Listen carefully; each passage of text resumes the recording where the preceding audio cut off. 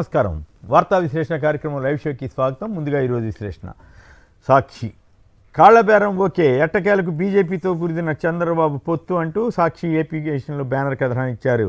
జైత్రయాత్రకు సిద్ధం. నేడు బాపట్ల జిల్లా మేదరమెట్ల వేదికగా వైఎస్ఆర్ కాంగ్రెస్ పార్టీ ఎన్నికల సన్నాహ సభ జరగబోతోంది.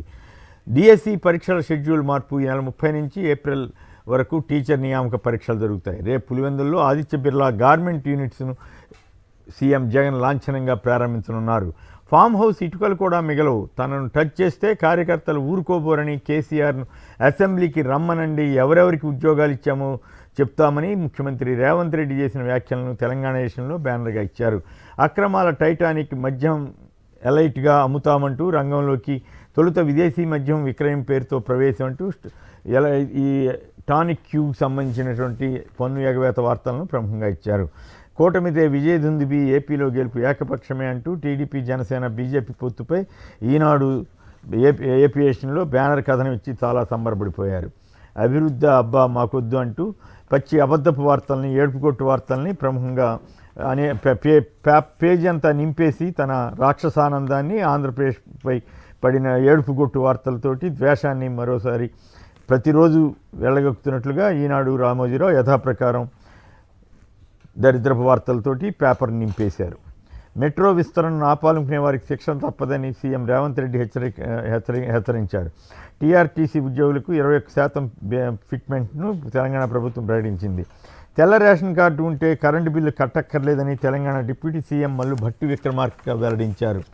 అప్పుడేం జరిగిందో చెప్పండి. కాళేశ్వరం ఇంజనీర్లపై ఎన్ఎస్డీఏ ప్రశ్నల వర్షం. మిస్ వరల్డ్ 2024 కిరీటాన్ని చెక్ రిపబ్లిక్ సుందరి క్రిస్టినా జికోవాస్ దక్కించుకున్నారు.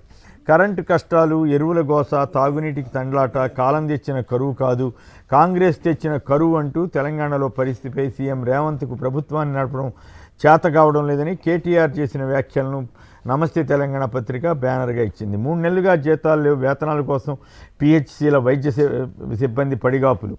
గురువుతో పాటే శిష్యుడు, పార్లమెంట్ ఎన్నికలయ్యాక బీజేపీలోకి రేవంత్ రెడ్డి అంటూ బీఆర్ఎస్ మాజీ ఎమ్మెల్యే బాల్క సుమన్ ఆరోపించారు.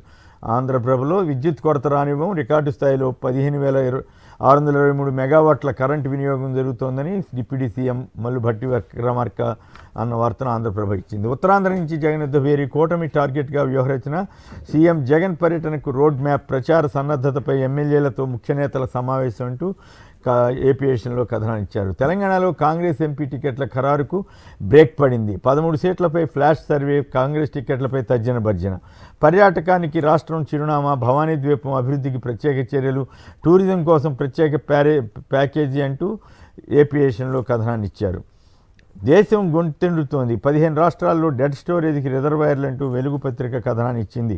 తెలంగాణలో కరువు పరిస్థితులపై విమర్శలు వస్తున్న నేపథ్యంలో వెలుగు పత్రిక దేశమంతా అలాగే ఉందని చెప్పడానికి ప్రయత్నించినట్టుగా కనపడుతోంది.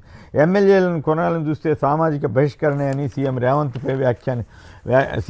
వ్యాఖ్యానించారు. ఆంధ్ర, తమిళనాడులో బీజేపీ, కాంగ్రెస్ పొత్తు వ్యూహాలు, ఎన్డీఏలో చేరిన టీడీపీ, డీఎంకేకి 10 సీట్లు కేటాయించిన కాంగ్రెస్కు 10 సీట్లు కేటాయించిన డీఎంకే అంటూ స్టోరీ ఇచ్చారు.